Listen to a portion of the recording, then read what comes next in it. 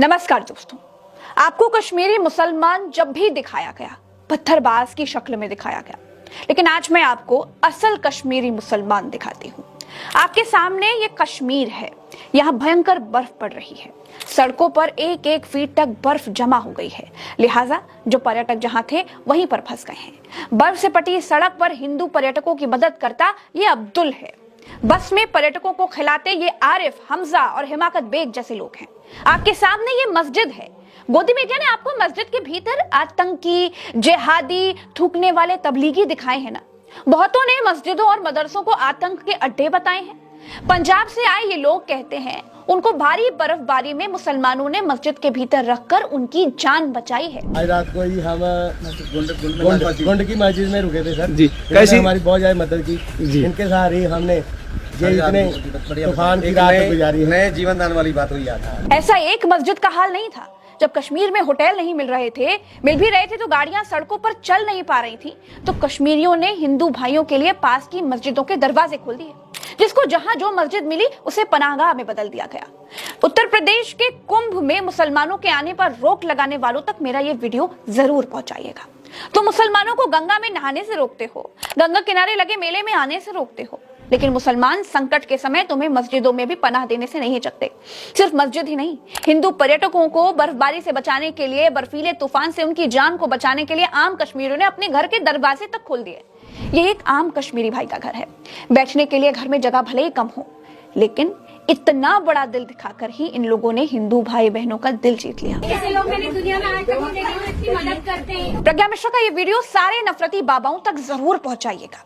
हिंदुओं को मुसलमानों के खिलाफ भड़काने वाले सारे नेताओं तक पहुंचाइएगा और उनसे पूछिएगा कि आपने तो कश्मीरी मुसलमानों को पत्थरबाज दिखाया था, मस्जिदों में आतंकी पलते हैं, हमको ये बताया था। वो पूरा सच था या ये पूरा सच है? आज की यह खबर देखने का अगर समय आपके पास नहीं है तो कोई बात नहीं, वीडियो को सेव कर लीजिएगा, बाद में देखिएगा, लेकिन जब भी देखिएगा प्लीज पूरा देखिएगा। मेरी गारंटी है कि ये खबर आपके विचारों पर जरूर असर करेगी। हिंदू मुसलमान के जहर से आपको जरूर सेव करेगी, उस असर को जरूर कम करेगी। कश्मीर और कश्मीरी मुसलमान वैसे नहीं है जैसा आज तक हमें बताया और दिखाया गया है। कश्मीरी मुसलमानों ने एक दो नहीं 2000 हिंदू पर्यटकों को अपने घर और मस्जिदों में जगह दी। 1800 गाड़ियां बर्फबारी में फंसी हुई थी दोस्तों। गांदरबल, सोनमर्ग, गुलमर्ग, पहलगाम, इन जगहों का तापमान -22 डिग्री था। कश्मीरियों ने हिंदू पर्यटकों को सिर्फ पनाह ही नहीं दी, जिसके घर में जो राशन पानी था, जिससे जो जितना बन पड़ा उस हिसाब से उसने उसकी सेवा की। दैनिक भास्कर अखबार में छपी इस खबर का हिस्सा पढ़िए आप जरा। दूध पखरी में फंसे 9 पर्यटकों में एक पर्यटक राजेश राजपूत ने बताया कि हम बर्फबारी में 4 घंटे तक फंसे थे। शाम होने लगी थी, तापमान गिरने लगा था। अनीस अहमद और उनके परिवार के लोग आए और हमें लेकर गए, और उन्होंने हमारा जो ख्याल रखा वो हमेशा याद रहेगा। ऐसे और भी उदाहरण अखबार ने छापे हैं, अब वीडियो रोक कर खुद पढ़ सकते हैं।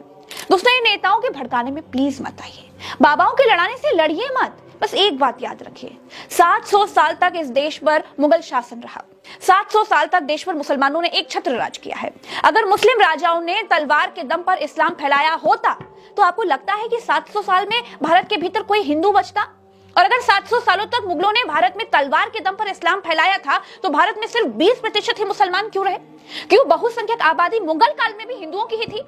मेरे ये बताने का मतलब सिर्फ इतना है कि अपने अपने धर्म का प्रसार सब करते हैं, अपनी अपनी तरह से करते हैं।